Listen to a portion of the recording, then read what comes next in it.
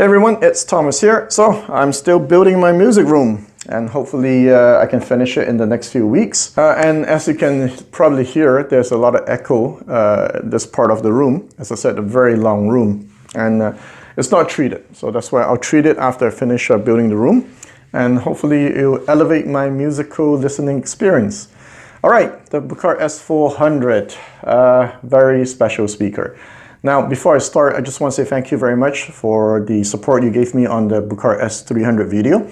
I asked people to like the video so that YouTube can help promote the video, and I got a lot of likes. Yeah, artificially inflated, sure, but it's your way of showing me that you really do appreciate my videos, so thank you very much.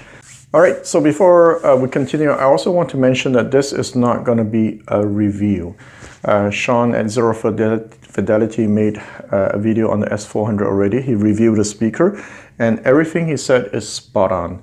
So I don't want to waste time talking about the details of the speaker and blah, blah, blah history, because my video is going to be very long already. Rather, I'm going to share my experience with what I've learned with this speaker and how I feel about it. So I'm going to link at the bottom. Just go check out his video first if you haven't seen it, which is impossible. Then come back and check out my experience with this speaker. Now, the Buchardt S400. For those of you who don't know me, I actually spend a lot of time buying speakers, trying them at my place, and then once I get it, okay, then I'll resell it. So I just keep going, and the reason is because I want to expose myself to a lot of different kind of sound. I want to hear what's out there. So what I end up doing is that I start categorizing speakers. I would say, okay, these speakers are hard dome tweeter. They have this metallic bass dome tweeter. They sound this way, like the KEF, monitor audio for cows. They sound like that. If I put a few of them together, you might not even be able to pick them apart. Sure, you can if you know if you have experience with them. But the point is that they sound very similar. Somewhere in the middle, you have the soft dome tweeters, the Buchardt S300, the dying audios, the Wafadels. So you have these soft dome tweeter. And then you have the musical speaker at the other extreme, which are like the Harbeth, the higher end ones, the Maggies, the Sonus Faber. Now, each three of them sound different. For example, if I were to judge it based on, let's say, treble, for example, detail, the KEFs would probably be a +5 on treble, the dying audio maybe a 0, neutral, and then you have the musical ones -2. And the other difference is that the decays, meaning if I hit a bell, I'm going to hear ding, that stretch forever with the metal bass dome tweeters, while on the musical side, you're going to go ding, and then a quick drop off. So I start categorizing speakers. So when I got the S400, it was different. It was something that I never had before, waveguide. Now, I had the Klipsch Heresy a few years ago, but at the time I didn't know what I was listening for. A speaker is a speaker. I mean, they're all speakers, but that's not true. I'm sure that some of you, have listened to a system where you go like, I don't know why, but I like the system. I don't know why, but I hate that system. Sometimes we cannot pinpoint it. So that's why I'm very obsessed about categorizing things, because with the money that I'm spending on systems, I want to be confident. I want to be sure. I can pinpoint exactly why I like it and why I don't like it. So I have this obsession. So for me, the Buchardt S400 falls into this different category. It is not, well, it's a waveguide, right? If you think about it, how can a waveguide sound like a soft dome tweeter? So that's why I say S300, S400, it's not like a KEF R500, R700. Completely different. In fact, I would have branded them probably like, the S300 series, the S series, and then the W series, so that people can distinguish that there is a difference. But then again, that's something else. Well, the point is I'm trying to make is that it is very different. So for an experiment, I'm going to ask you to try the following. Tell your significant other, tell your best friend, tell your friend, or tell your dog to talk to you like this for the next 5 minutes. All right? Maybe I'll do the review like this so that I can stress my point that there is a difference. And then the next 5 minutes, tell your friend to talk to you like, all right, I'm gonna talk to, with a high-pitched voice. Of course, I'm not saying the S400 sounds like this, but I'm saying that there is a difference, and it's very important. So I would group this as a natural sounding speaker, a bit like the double tecton impact.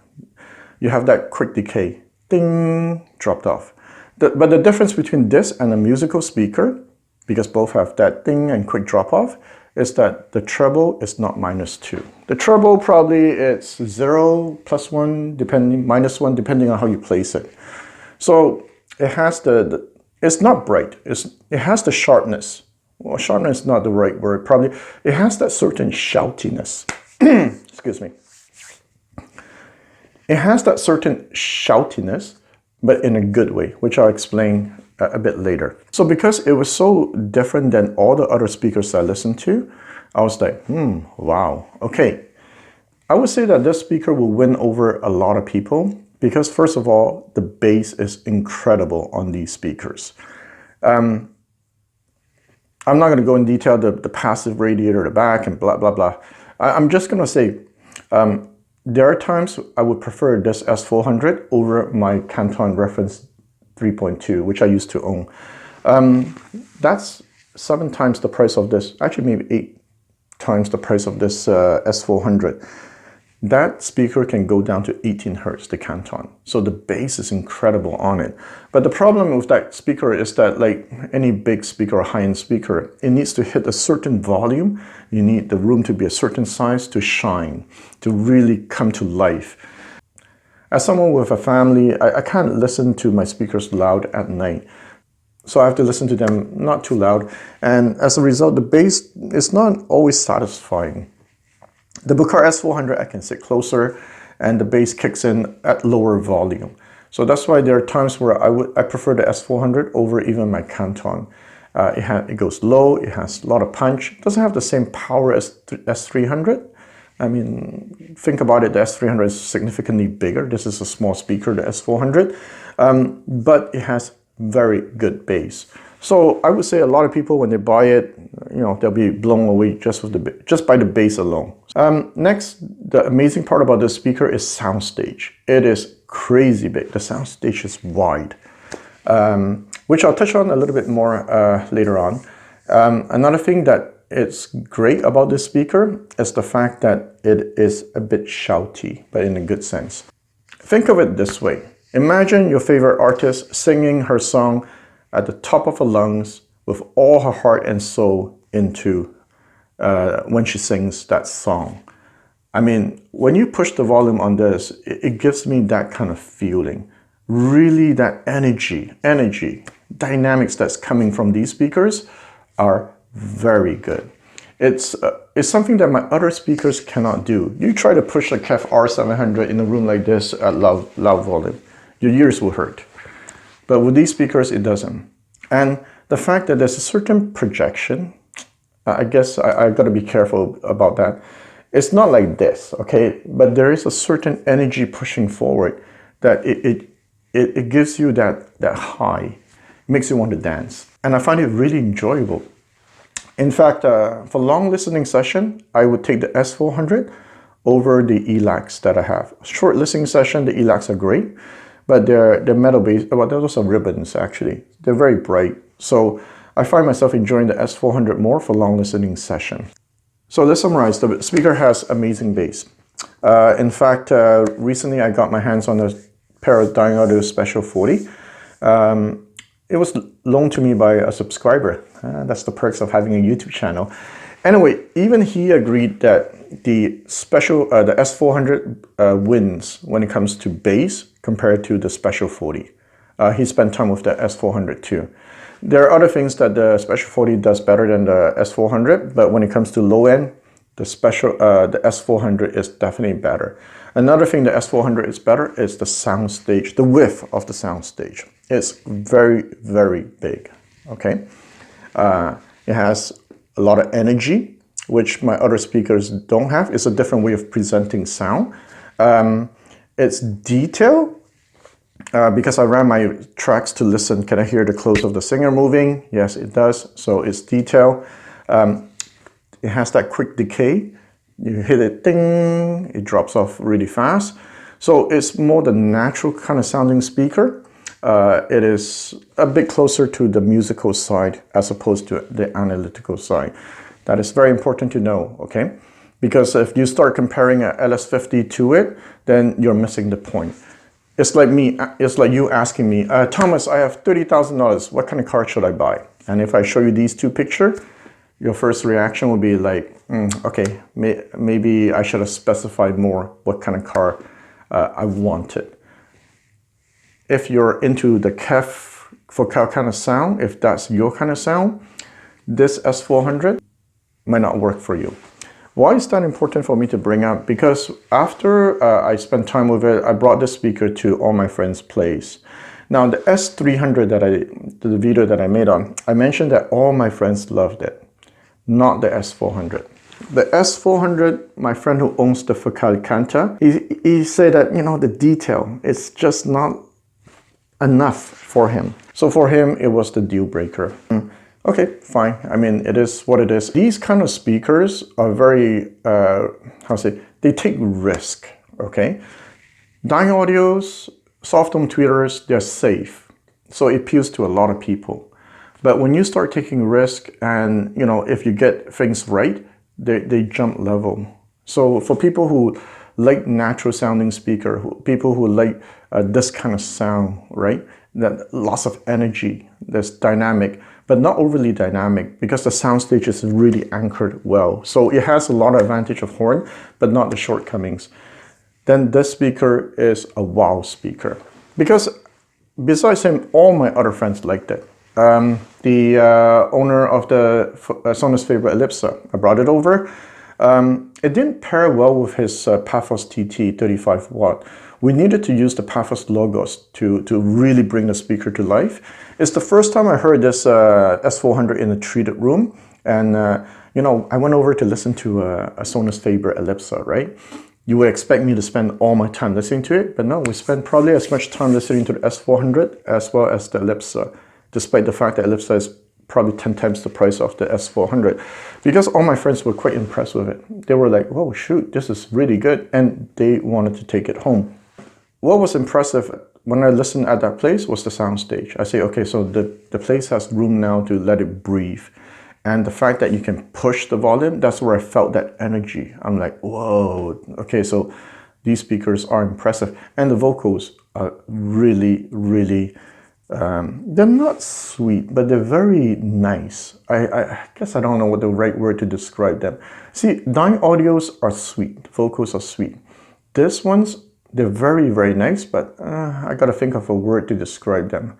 They're not like the dying audios, but they're very, very nice because my friends were commenting on that. Wow, the vocals are really good. The bass, of course, is great. At that place, we needed the subwoofer to help it out. Next, we tried it at the vintage, my friend with the vintage setup. He brought it home. Now, he loved the S300. Now, he used to play instruments, so he is very picky in the sense that he wants speakers that are natural sounding, that is accurate sounding, no metal-based dome tweeter that exaggerates the sound to the nth degree. He wants it as close to the real stuff as possible.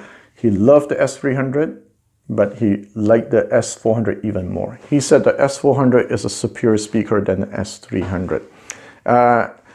Good thing he mentioned is that the speaker is non-intrusive. You know, like my Totem Signature one, it's a speaker that catches your attention, that demands you to put everything down and listen to him. It's like a high-maintenance girlfriend, right? I want you to pay attention to me. And these S400, they're not like that. If you want to go into critical listening, you can do it. If you want to use it as background music, you can do it. If you want to casually listen to it, it's perfectly fine too. So it has that characteristic. So that's why it's a great speaker to have. And the fact that it's neutral and it sounds real. The only catch is that unlike the S300, he said that, you know, with the S300, everything he tried, every single amp, integrated amp, it sounded fantastic. Now with the S400, it was a bit picky. He liked it best with his Sansui matchup. And actually that reminded me, when I first got it back home, I had it paired with the Audio Research LS28 as well as the Bel Canto. You know, I was thinking, okay, this setup over 10G, it should be good with these speakers, right? Yeah, it didn't sound good. With the Bel Canto, it just didn't sound good. I needed to use the Pathos logos. I needed to use the Moon W5.3 with my Buchardt S400. Those kind of setup, the most warmer, smoother sound setup, because I have two different sets of amp. That it sounded great. But for some reason with my Bel Canto, it didn't. I'm not saying that it doesn't sound good with Class D, okay? Be very careful with that. Because my other friend who used it with his Class C, it was Class D, it sounded fine. Just not with the Bel Canto. It's just like, they're not friends. I don't know why. Okay, so vintage friend, he certified, great speaker. So next I had the DIY friend who tried it. He said that if he lived in a condo, he would buy these speakers.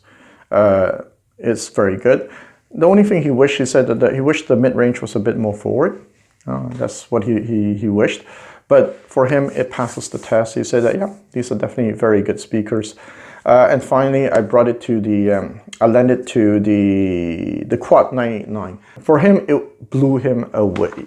He had it at his place. He said the Soundstage was so big, it can compete with his Pioneer S3EX. And that's a $10,000 speaker, with the help of a subwoofer though. The DIY guy also dropped by his place and they were like, whoa. In fact, unfortunately, I didn't have time to go listen. You know, when I was at the Sonus Faber guy's place where we all listened, 4 of us, already I was very impressed with the Soundstage. And he told me at his place, yeah, maybe 10 times even better. I'm like, really? And, you know, I have no reason to doubt him. He's very good at listening. So we talk about it. What can we get for $2,500 that can do this? Nothing. Like, what can do this kind of Soundstage? This kind of bass? Yes, having a subwoofer will help, but this is one of the very few speakers that I say you can get away without a sub. Even the Dying Audio Special 40, I need to put a sub on, okay? And that's a $5,000 speaker. Well, now they dropped the price to $4,000. Anyway, so closing remarks. Okay, very important that you understand that this kind of speaker does not sound like the KEF kind of speaker, okay? You have a quick roll off, quick drop off. It has a bit of that forward projection. And because of this speaker, I went to listen to a $100,000 horn speaker. It was a trip I made. Well, actually my friend wanted to show me this preamp he wanted to buy, $120,000. Really, really crazy. But my goal when I went to that store was actually to listen to a horn speaker. I wanted to know at the very high end, does it still have that same characteristic as what I hear in the S400? Or what I hear in the S400 is very unique to the S400. And I was pointing it out to my friend. You see, my friend heard he heard horn speakers before, but the second when I point out that quick drop off, he heard it and he cannot unhear it anymore. He's like, oh shoot, you're right. I hear it, it's there. That quick drop off is so very different from my Rido D3. Okay, that's number one. Number two, as I was listening to the high-end horn speaker, I was telling myself, can I really hear that front projection? Because I'm not 100% sure I can hear it. So I said, you know, I'm going to close my eyes and try to be objective about it. Unfortunately, my friend next to me said, just at that moment, oh, you know what? Yeah, I can hear that projection. I'm like, thanks a lot. You know, now I can't be objective about it. So, okay, yeah, it has that certain projection, which is great for saxophone, by the way. Oh man, when I was listening to that, I'm like, how you cannot get more real than this. This sounds probably better than my friend's Rido D3 when it comes to flutes, saxophone. Really, really good with horns. So that was a great lesson for me. Okay, so this is how horn speaker sounds like. So if I buy a Klipsch, I can expect this kind of sound. Because later on, when I listened to my Omega TS2R speaker, I heard the same kind of signature. That one is a bit more dry. I guess the word dry is not a good word to describe it, But as I said, there's a certain quick roll-off with these musical speakers that you should really pay attention to. And the effect of that is that it sounds more real. Because when we talk, we don't, our decay don't go on forever, right? This is natural sounding, the way I'm talking to you right now. And these speakers, for me, mimics closer to that kind of sound. So that's why my friends who play instrument, they like that kind of speaker. But my friend who likes the focals, the calves, who wants that exaggerated, I can hear the singer lips moving, he didn't like that. As I said, these speakers are still very detailed. So, closing remarks. The Buchardt S400 surprised me when I first got it. I was like, because it's like drinking beer, right? The first time you try beer, it's like, whoa, that bitterness. But once you, once you get used to it and you understand it, you look forward to it. And you can appreciate, okay, what's so good about beer? Okay, I'm just trying to find examples to exaggerate a point, right? Because for me, it was an experience. It was like, oh, okay, so I learned something new today. And I have to say that, this is a speaker that will win over a lot of people because just the bass alone, it destroys a lot of speakers out there. It's very detailed, fantastic soundstage. And, for that, if you're looking for a 2000-ish bookshelf speaker, seriously looking for it, not just for the fun of it, then, this is something you should consider. If you're looking for a natural sounding speaker, accurate sounding speaker, well, no speaker is accurate, but is one step closer than, let's say, all those audiophile speakers that are, that exaggerates everything, then this is a speaker you should look into. Next, if you're the kind of person like me who has multiple speakers, then this is something to consider. Because, what's really dumb, what I do is that I buy speakers that sound very similar. KFR 700, Elect FS249, Canton, all metal-based home tweeter, the Monitor Audio GX 300. They sound very similar. They have that same sound characteristic. Sure, one will image better, one will have better bass, one will resolve detail better, but at the core of it, they all sound the same. So if you're somebody who have multiple speakers, then I would do metal-based dome tweeters, one set of speaker, soft dome tweeter, one set of speaker, and waveguide, this speaker. All right, I think that's my take on it. I'll see you next time.